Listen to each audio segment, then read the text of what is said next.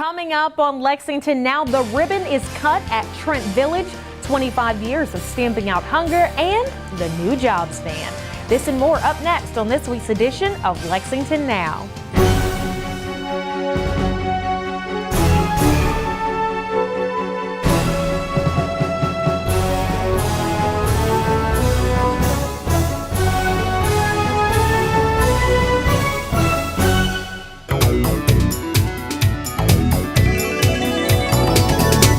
Roberts, and welcome to this edition of Lexington Now, where we give you an inside look at what's going on in the urban county government.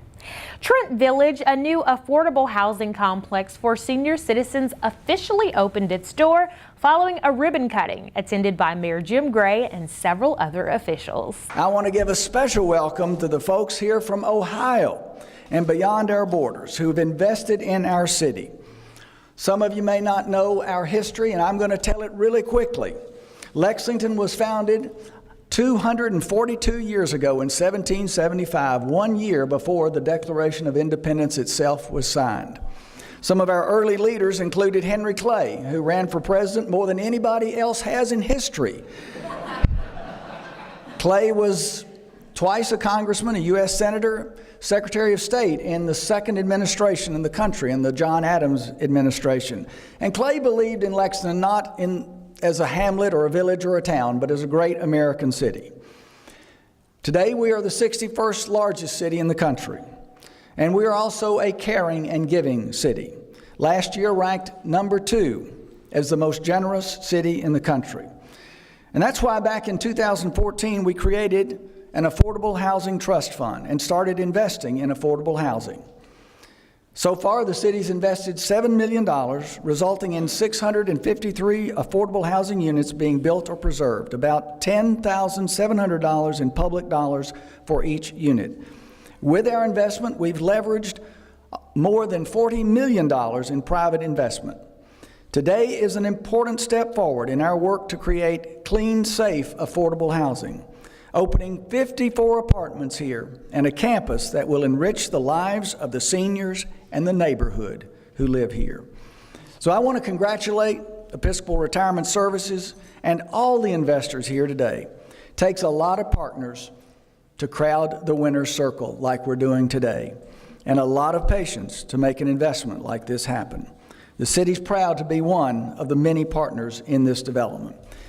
I want to finish, though, by taking a minute to acknowledge democracy and the work of citizens. You know, I've learned in this role as mayor that when people really, really, really want something and they work really, really, really hard to get it, then those in government will do all they can to help.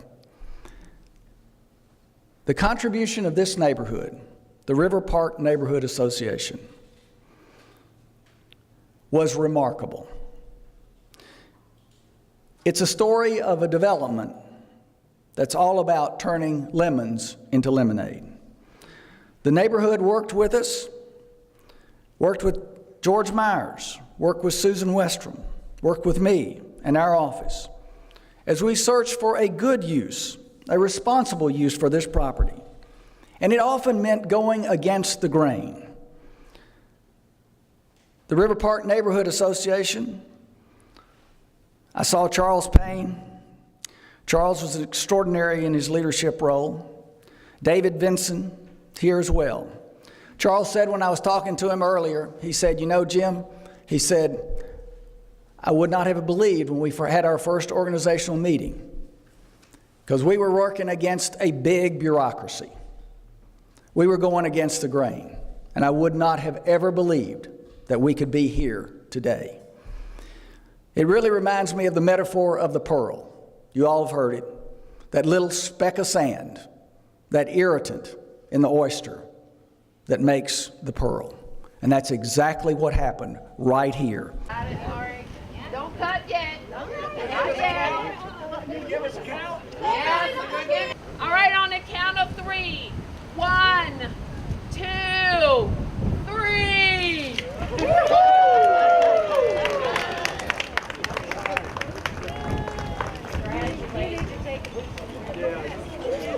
The The Letter Carriers Union has just announced their 25th annual Stamp Out Hunger Food Drive. Here's how you can get involved. Good morning, everyone. Thanks for joining us this morning. I'm reminded several times every week, this week especially, just how generous our community is. Lexington has been ranked as one of the most generous cities in America. And that ranking is right on target. Today we're talking about another example of that generosity. And this is a record-breaking 25th annual Stamp Out Hunger Food Drive. I've been here before, and I know just how committed all of these folks are to this initiative. I want to congratulate the Letter Carriers Branch 361 and the United Food and Commercial Workers Local 227. Let's give them all a big hand right now. Now, for those who are wondering about this, how to get involved, let me tell you. Watch for the grocery bag that will be delivered to your home. Fill it up. Leave it on your doorstep Saturday, May 13th to be picked up by your letter carrier. Now, let me say that again. Watch for the grocery bag that will be delivered to your home. Fill it up and leave it on your doorstep Saturday, May 13th. And it'll be picked up by your letter carrier. So once again, I want to thank everyone involved. You know, Lexington, our community, our whole region is a generous and caring place. One of the most caring and generous in America.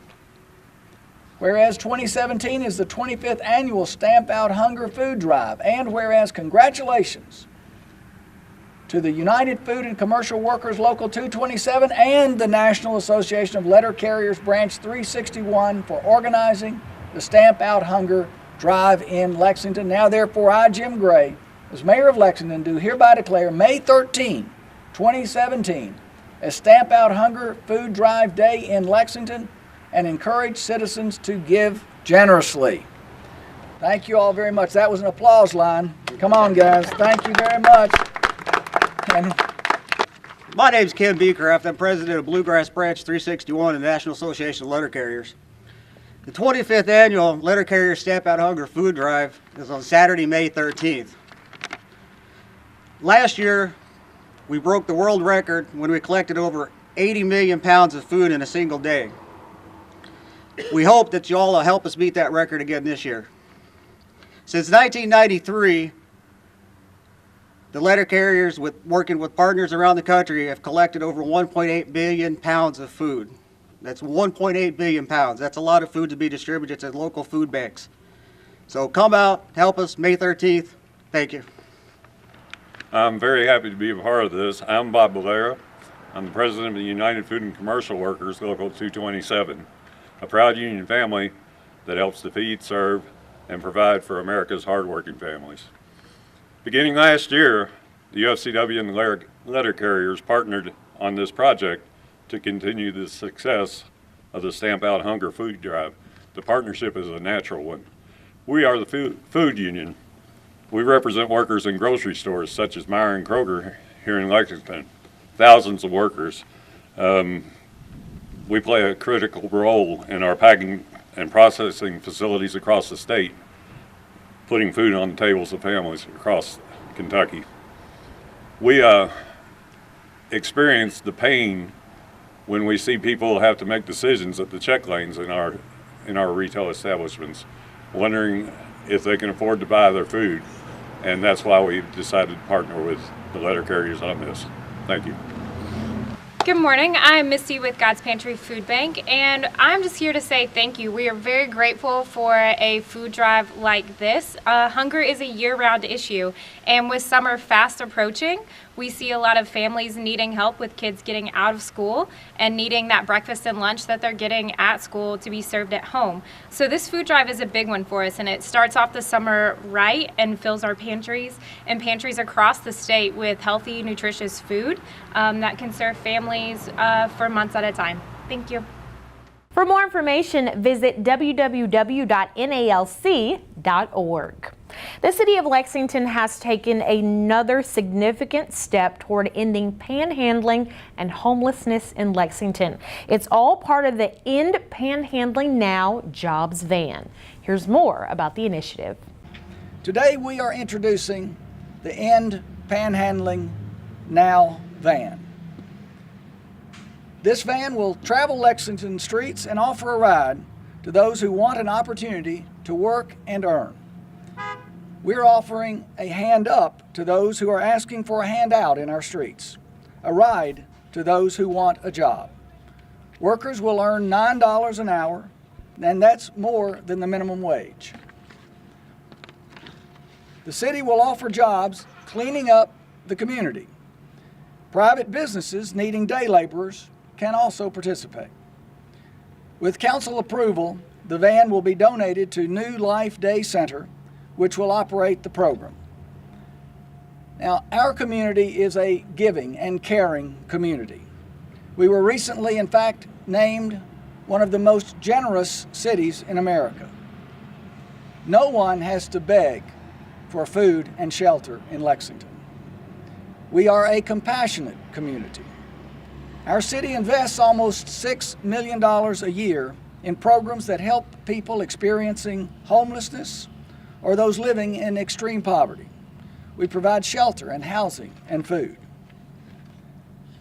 Giving to panhandlers can cause the wrong result. It can support dangerous addictions. For those who want to give, a very good thing, we're encouraging folks to give to lexgive.com. Gifts will help support the van program. I want to thank the United Way and 211 for working with us on this program. Now, in addition to the van, we will propose a new city ordinance to the council in early May. This new ordinance will focus on safety for pedestrians and motorists. We will also post signs at intersections asking citizens not to give cash to panhandlers, because panhandling in the streets is dangerous. Our city has had several instances of panhandlers actually being struck by cars, and we've even had fatalities. Charlie Lanter and I traveled to Albuquerque, and we witnessed firsthand a great program that was invented by Mayor Berry out there, who's the counterpart of our mayor. They work together, they speak highly of each other, even behind each other's back. So what we saw out there was a pickup of the morning of people that were panhandlers, homeless people primarily, but not all homeless. And they would be hauled to a job site furnished by the city, and they would work there for 6 hours a day. So Charlie and I went along with that, and I actually worked in the crew, and I observed firsthand. I was reminded of my career in business, what I already knew, but kind of had, wasn't in the front of my mind anymore, that there's a great spirit that comes from working. Now, some of you that have a background in business, there's a term about connecting things together. It's called vertical integration. And so we're applying the concept of vertical integration here. We're taking the people and getting them jobs, and then when we do that, we at New Life Day Center will be able to put them in apartments because we will give them a free rent deposit. And when you give people a free rent deposit to have income, they go into housing and they stay there. We've proven that this year. We've had about 130 in the last 10 months that we've given a free rent deposit to, and as a result of that, they got shelter, they got walls for the wind, roof for the rain, and about 90% of them so far are standing and staying stood. They're sticking. They're not relapsing. We've only had about 10 or 12 relapse out of 130. So it's a successful program. But one of the reasons that I accepted this role that was offered by the mayor and Charlie is I want to see the people take the money and get into housing. That's the goal. It's a twofer. It's a vertical integration approach. We were impressed with Albuquerque's initiative because they started with one van a couple days a week, and after just a short time, they moved to 2 vans 5 days a week. And that was because so many people wanted on the van. We expect that these folks want to work. Not everyone is going to want on the van, but there will be sufficient need. There will be sufficient interest and sufficient opportunity for those who want help. Every day when they stop for lunch, we're going to have people come out and work with them to try and help get them connected to permanent full-time employment and any of their other needs met, as Steve said, helping to get them into housing, help to get them into full-time employment. Whatever it is that they need, we're going to connect them to that. The mayor said that this is a generous community. This is not a value judgment. We are not judging anyone on our streets. They are our friends. We know them, and we want to help them. And our community has asked for that help, and we're delivering with this opportunity to help present them with an answer to their question, which is, will you help me? For more information about the Jobs Van and how you can help support this initiative, log on to the city's website. It's lexingtonky.gov. And coming up after the break, we'll tell you what's going on this week in downtown.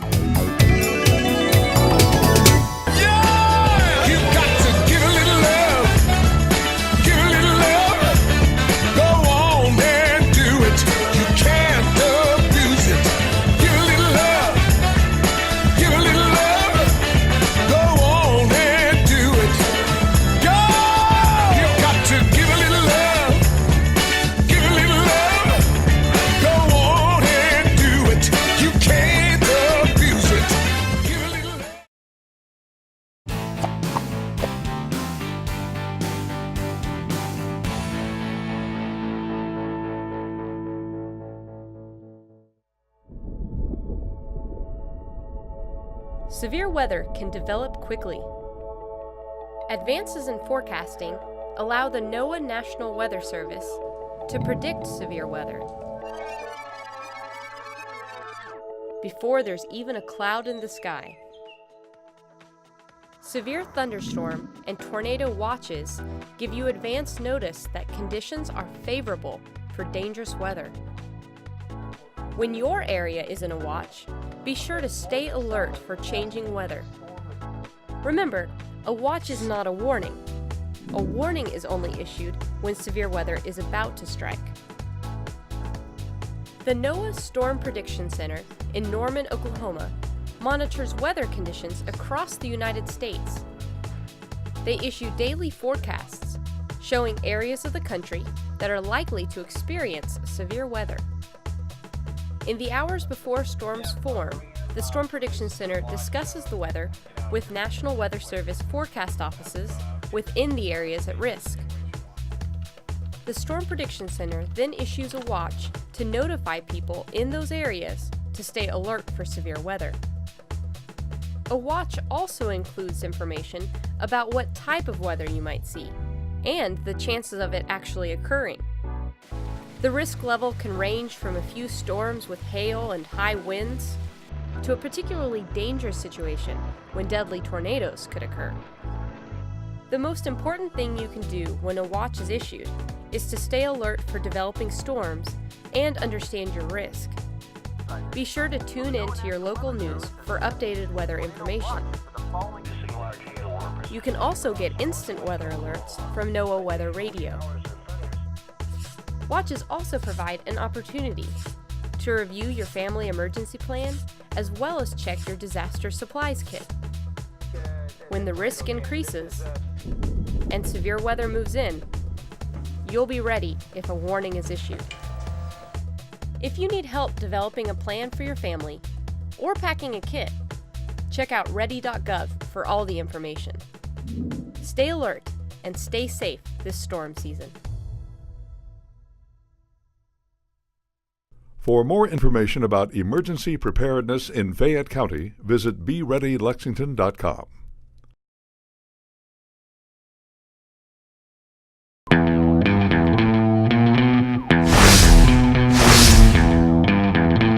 Hello, I'm Detective Mark Thomas with the Lexington Police Department. You may also know me from Bluegrass Crime Stoppers. I'm here to talk to you a little bit today about a new texting system that we have available through any smartphone. In the body of your message, you can text LexPD plus your tip to crimes. When you're submitting anonymous information, we ask that you include several things that would help us conduct the investigations more thoroughly. such as a person's name, their home address, possible license plate numbers, any other people involved, or why you think that they're conducting the type of activity that you believe that they are. All of those things, no matter how small you believe they could be, are relevant to the investigation. So please include those. So remember, you can send your anonymous tip information either through text, you can call the Bluegrass Crime Stoppers anonymous tip line at 859-253-2020, or you can go online to bluegrasscrimestoppers.com. Thank you.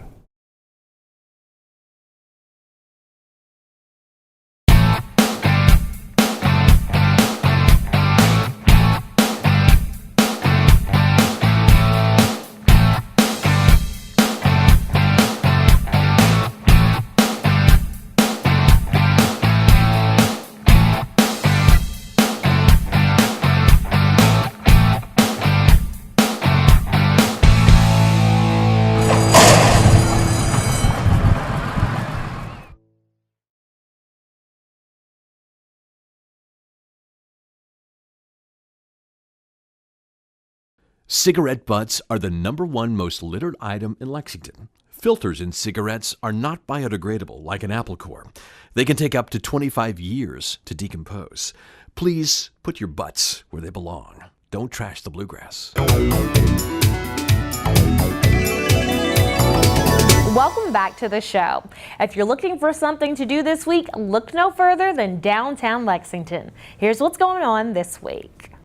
Are you looking for things to do this week in downtown Lexington? This Monday at Ethereal Brewing is Crafts, Laughs, Comedy Show starting at 8:30 p.m. On Tuesday at Lexington Beer Works is Team Trivia Night. For more information, visit facebook.com/Lexington Beer Works. Then on Thursday, it's Central Bank Thursday Night Live, sponsored by Metro PCS and brought to you by the Downtown Lexington Corporation. The Vinyl Richie Band will be performing at 5:30, and the featured nonprofit is Paris Animal Welfare Society. For more information, visit downtownlex.com. This Friday at the Carnegie Center is the Just Us Art Showcase, works of Booker T students and Lex Police from 7 p.m. until 9 p.m. For more information, visit carnegiecenterlex.org. On Saturday, it's the Kentucky Derby. Many of the downtown restaurants and bars will be airing the Derby for everyone to enjoy. And then on Sunday at the Burl is Lex Brunch with Derek Spencer from 11 a.m. until 2. For more information, visit lexbrunch.com. If you're looking for something to do, downtown Lexington has it all. Visit downtownlex.com or find us on Facebook, Twitter, or Instagram.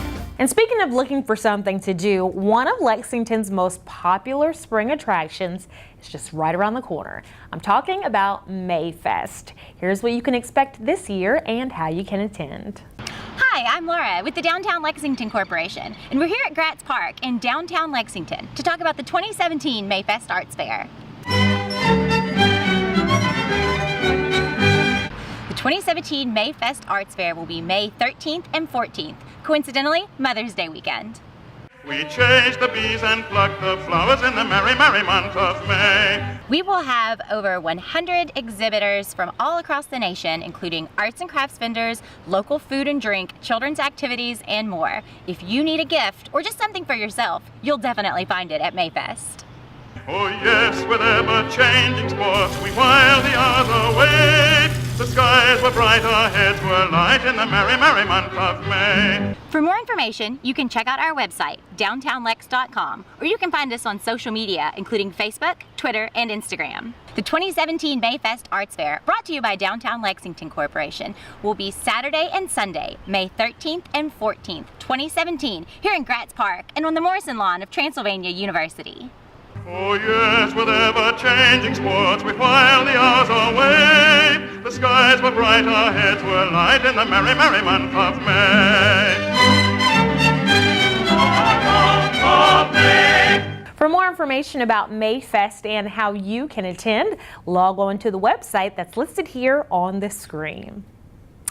Well, another family favorite is also right around the corner. I'm talking about Bike Lexington's Family Fun Ride. So get the kids, grab your bikes, put on your helmets, and watch this.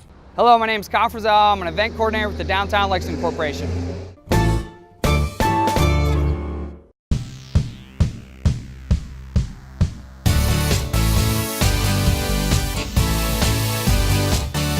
So Bike Lexington is going to be held this year on Saturday, June 3rd. This year, Bike Lexington is once again presented by Pedal Power. It's going to happen right here at Robert F. Stevens Courthouse. Most activities happen right here behind us on on the corner of Short and Limestone, and we'll kind of start. It's a nice police escorted ride through downtown Lexington. We have a lot of awesome activities planned for that morning. Starting at 8 a.m. we have the kids rodeo, and then at 9 we'll have the Bike Lexington slow cycle. The slow cycle will be at 9 a.m. where the last person to finish wins. And then we'll have the ride start promptly at 10 a.m. For more information on Bike Lexington presented by Pedal Power, visit our website at downtownlex.com and also get on our Facebook, Instagram, and Twitter.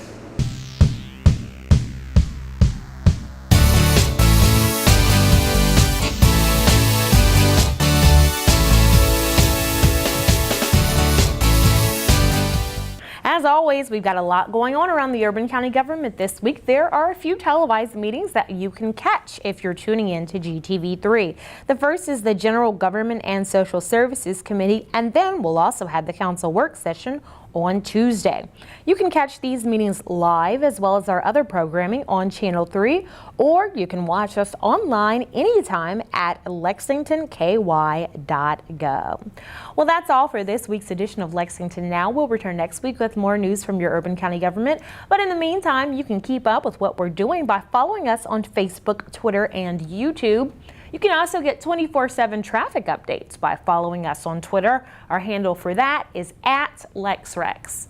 And if you're one of those people who likes to see exactly what's going on, you can head over to our live interactive traffic cameras. They run 24/7 and they're on the city's website. You know where it is, lexingtonky.gov. For the staff and producers at GTV3, I'm Sherelle Roberts, and that's it for now.